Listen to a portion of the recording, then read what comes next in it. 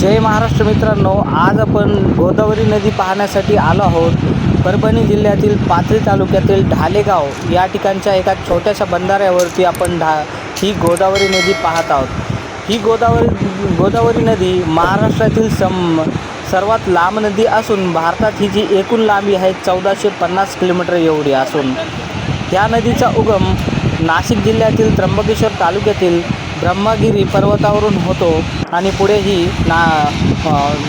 महाराष्ट्राच्या बऱ्याचशा जिल्ह्यामध्ये वाहत जाऊन नांदेड जिल्ह्यातून तेलंगणा राज्यात प्रवेश करते। तेलंगणा राज्यातून पुन्हा एकदा महाराष्ट्रात प्रवेश करते गडचिरोली जिल्ह्यात आणि पुन्हा एकदा ही तेलंगणा राज्यात प्रवेश करते आणि पुढे जाऊन ही तेलंगणा राज्यातून आंध्र प्रदेश या राज्याला मिळते आणि तेथून आंध्र प्रदेश या राज्यातील बंगालच्या उपसागराला ही जाऊन मिळत असते मित्रांनो।